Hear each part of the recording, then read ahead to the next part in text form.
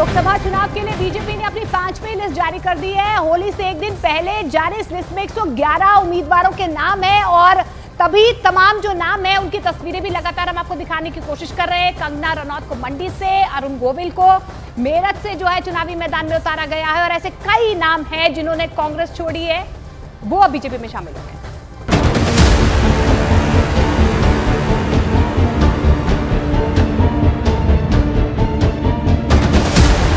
BJP उम्मीदवारों की 5वीं लिस्ट में कई बड़े चेहरों पर पार्टी ने दांव लगाया है, तो कई चेहरों का पत्ता कट गया। 111 उम्मीदवारों की लिस्ट में सबसे ज्यादा 19 उम्मीदवार पश्चिम बंगाल के हैं, जबकि ओडिशा से 18, बिहार से 17, उत्तर प्रदेश से 13, राजस्थान से 7, आंध्र प्रदेश और गुजरात से 6-6, हरियाणा, कर्नाटक और केरल से 4-4, झारखंड, महाराष्ट्र से 3-3, हिमाचल प्रदेश, तेलंगाना से 2-2 और गोवा, मिजोरम और सिक्किम से 1-1 उम्मीदवारों के नाम का ऐलान किया गया है। बीजेपी की इस लिस्ट में कई बड़े चेहरों को जगह मिली है, जिनमें कई केंद्रीय मंत्रियों के साथ ही टीवी और सिनेमा के चेहरे भी शामिल हैं। 5वीं लिस्ट में बीजेपी ने केंद्रीय मंत्री धर्मेंद्र प्रधान को ओडिशा के संबलपुर, गिरिराज सिंह को बेगूसराय, रविशंकर प्रसाद को पटना साहिब, संबित पात्रा को पुरी और मेनका गांधी को सुल्तानपुर से उम्मीदवार बनाया है। वहीं कांग्रेस छोड़कर बीजेपी में शामिल होने के कुछ ही घंटे में नवीन जिंदल को हरियाणा के कुरुक्षेत्र से उम्मीदवारी मिल गई। मेरा पूरा भरोसा है, पार्टी की राष्ट्रीय नेतृत्व ने जो भरोसा जताया है, संबलपुर वासी, उड़ीसा वासी उसकी सही उत्तर देंगे, सही जिम्मेवारी लेंगे।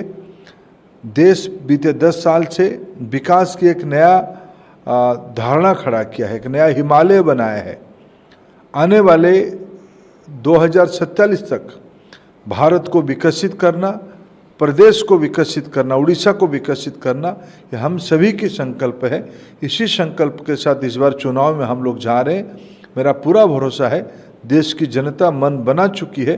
प्रधानमंत्री जी की नेतृत्व में उड़ीसा में और केंद्र में डबल इंजन की सरकार लगाएंगे। पार्टी के प्रति अपनी कृतज्ञता ज्ञापित करता हूं कि पार्टी के द्वारा मुझे पटना साहिब लोकसभा क्षेत्र से दोबारा उम्मीदवार बनाया गया है।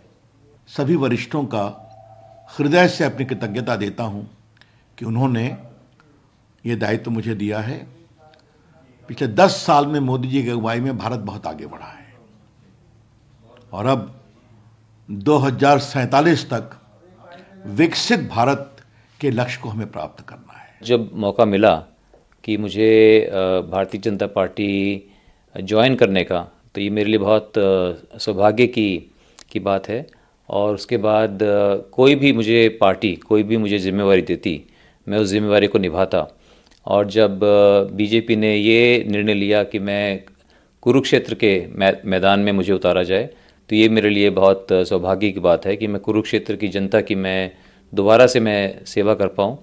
तो इसलिए मैं पूरे तन मन धन से मैं उनकी सेवा करूंगा और माननीय मोदी जी के नेतृत्व में जो विकसित भारत का हम सबका सपना है, हम अपने सपने को हम साकार करेंगे। नई लिस्ट में कुछ चौंकाने वाले नाम भी शामिल हैं, जिसमें रामायण सीरियल के राम, अरुण गोविल और अभिनेत्री कंगना रनौत का नाम है। बीजेपी ने यूपी की मेरठ सीट से अरुण गोविल को उम्मीदवार बनाया है, जबकि हिमाचल प्रदेश की मंडी सीट से कंगना को टिकट दिया है।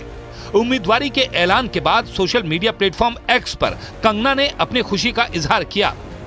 बीजेपी ने 111 उम्मीदवारों की लिस्ट में कई नए और पुराने चेहरों को मौका तो जरूर दिया है, लेकिन कई बड़े चेहरों को लिस्ट में जगह नहीं मिल सकी, जिनमें कुछ केंद्रीय मंत्री भी शामिल हैं। बीजेपी ने इस बार यूपी की गाजियाबाद सीट से केंद्रीय मंत्री वीके सिंह की जगह अतुल गर्ग, जबकि बिहार के बक्सर सीट से केंद्रीय मंत्री अश्विनी चौबे की जगह मिथिलेश तिवारी को, पीलीभीत सीट से वरुण गांधी की जगह योगी सरकार में मंत्री जितिन प्रसाद को, यूपी की बरेली सीट से पूर्व केंद्रीय मंत्री संतोष गंगवार की जगह छत्रपाल गंगवार को और रामचरितमानस पर विवादास्पद बयान देने वाले स्वामी प्रसाद मौर्य की बेटी संघमित्रा की जगह यूपी की बदायूं सीट से दुर्विजय सिंह शाक्य को अपना उम्मीदवार बनाया है। 5वीं लिस्ट में सबसे ज्यादा 19 उम्मीदवार पश्चिम बंगाल से घोषित किए गए हैं और उम्मीदवारों के नाम ने यह साफ कर दिया है कि महिला सुरक्षा और सम्मान बीजेपी का बड़ा मुद्दा है।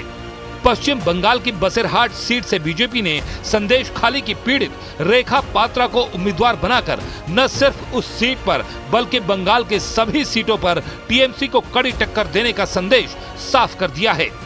मिशन 400 पार के नारे के साथ चुनावी अभियान में जुटी बीजेपी जीत के लिए हर समीकरण को साधने में लगी है और इसके लिए वो एक एक सीट के हर पहलू को जांच परख कर उम्मीदवारी तय करना चाहती है। 5वीं लिस्ट में भी बीजेपी ने कुछ ऐसा ही किया है, जिसका खामियाजा कई बड़े चेहरों को अपनी उम्मीदवारी गंवाकर चुकाना पड़ा है।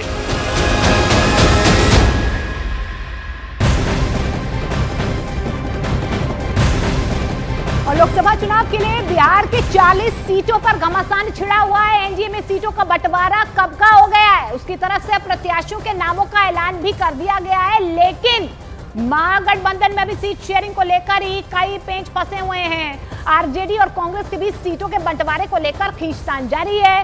सीट शेयरिंग अब तक अंतिम रूप नहीं ले पाई है, लेकिन आरजेडी अपने उम्मीदवारों को टिकट बांटने में लगी हुई है और इसी वजह से कांग्रेस और लेफ्ट दल नाराज बताए जा रहे हैं। दावा तो यहां तक किया जा रहा है कि अगर यही हालात रहे तो इंडिया के दलों में दरार आ सकती है और पार्टियां अलग अलग चुनाव भी लड़ सकती हैं।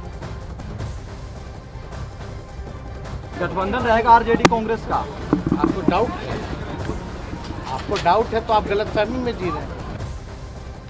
और बिहार के अंदर सीटों को लेकर गठबंधन के बीच पेंच फंसा हुआ है। बेगूसराय की सीट पर विवाद थमा नहीं था कि अब पूर्णिया की सीट पर पप्पू यादव ने जंग छेड़ दी है।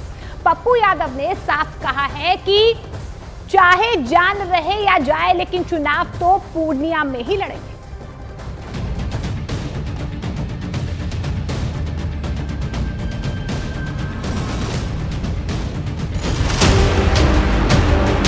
हिंदुस्तान की राजनीति के रंगमंच पर इस वक्त सबसे जबरदस्त इमोशनल राजनीतिक ड्रामा अगर कहीं चल रहा है तो वो है बिहार। बिहार की राजधानी पटना में इन दिनों राजनीतिक हलचल जबरदस्त है। गांधी परिवार और लालू परिवार, इन दोनों परिवारों के बीच में सीटों के बंटवारे को लेकर जबरदस्त जद्दोजहद और खींचतान की स्थिति बनी हुई है। बिहार के अंदर हर सीट पर अपनी अलग कहानी है। एक एक सीट पर अपना अपना उम्मीदवार खड़ा करने के लिए दोनों परिवारों को जबरदस्त मोर्चेबंदी करनी पड़ रही है। काफी जोर लगाना पड़ रहा है। कांग्रेस के टिकट पर बेगूसराय सीट से लड़ने का कन्हैया कुमार का सपना टूटता नजर आ रहा है। ये तो एक हफ्ते पुराना मामला है जो अब तक सुलझ नहीं पाया है। यानी इस सीट पर तो पहले से घमासान मचा था। अब एक और सीट पर जबरदस्त राजनीति शुरू हुई है और यह सीट है पूर्णिया की सीट। पप्पू यादव पूर्णिया को लेकर यह कसम खा चुके हैं कि जीना यहां, वरना पूर्णिया के सिवा जाना कहां। तो दूसरी तरफ तेजस्वी यादव यहां पर अपनी राजनीतिक गोटियां सेट करने के लिए एड़ी चोटी का जोर लगा रहे हैं। पप्पू यादव का पूर्णिया से गहरा नाता रहा है। वो यहां से सांसद तो रहे ही हैं, साथ ही कोविड, बाढ़, ये ऐसे मौके रहे हैं जब पप्पू यादव जनता के बीच गए और उनकी सेवा की। चुनाव से पहले उन्होंने एक बार फिर इस इलाके की पूरी किलेबंदी कर दी थी, लेकिन तेजस्वी यादव ने ऐसी चाल चली है कि वह धराशायी होते हुए अभी फिलहाल उस इलाके से नजर आ रहे हैं। आखिर क्या चल रहा है बिहार की राजनीति के अंदर? कैसे टिकट बंटवारे के मोर्चे पर भी लगातार जेडीयू और बीजेपी बिहार के राजनीतिक मैदान में बाजी मारते नजर आ रहे हैं? और आखिर क्यों गांधी परिवार और लालू परिवार के बीच गठबंधन को लेकर जबरदस्त खींचतान नजर आ रही है? बिहार के इस दिलचस्प राजनीतिक समीकरण का पूरा दस्तावेज हम इस रिपोर्ट में आपको दिखाने वाले हैं। सबसे पहले हम आपको लेकर चलते हैं पूर्णिया। बिहार का पूर्णिया जिला पप्पू यादव का गढ़ रहा है। पप्पू यादव के राजनीतिक संबंध लालू परिवार से भी बहुत अच्छे हैं और गांधी परिवार से भी। पप्पू यादव दोनों परिवारों को विचारधारा की डोर में बांधकर चलना चाहते हैं, लेकिन पूर्णिया की सीट छीन लिए जाने की आशंका से ही वो बेचैन है। घी कहाँ गिरा तो दाल में, दाल कहाँ गिरा तो घी में। जब एक ही विचारधारा और गठबंधन के साथ हम लोग चल रहे हैं तो कांग्रेस में विलय हो या कहीं, यह किसी के लिए अहंकार का विषय नहीं है। हम अपने नेतृत्व से पहले ही हमने सारी बात बता दी है और मैं आज भी कह रहा हूं, मैंने कल ट्वीट भी कर दिया है कि पूर्णिया दुनिया छोड़ देंगे, पूर्णिया ना छोड़ेंगे। यहां सबसे पहले ये जानना जरूरी है कि आखिर पप्पू यादव की राजनीतिक हस्ती क्या है। पप्पू यादव देश के उन गिने चुने नेताओं में से एक हैं जिनका किसी एक इलाके की जनता का प्रतिनिधित्व संसद के अंदर लगातार करने का मौका मिला है और इसीलिए सीमांचल और पूर्णिया के इन इलाकों में उनको ताकतवर राजनेता माना जाता है। बिहार की सियासत में पप्पू यादव किसी परिचय के मोहताज नहीं। 5 बार सांसद रह चुके हैं और 4 बार विधायक भी। एक वक्त था जब पप्पू यादव लालू यादव के दुलारे हुआ करते थे, लेकिन एक वक्त ऐसा भी आया जब पप्पू यादव ने लालू यादव के खिलाफ खुलकर बगावत कर दी। लालू नीतीश की जोड़ी को हराने के लिए उन्होंने खुलकर मोर्चा खोला, लेकिन अब वक्त बदला है और पप्पू यादव के तेवर भी।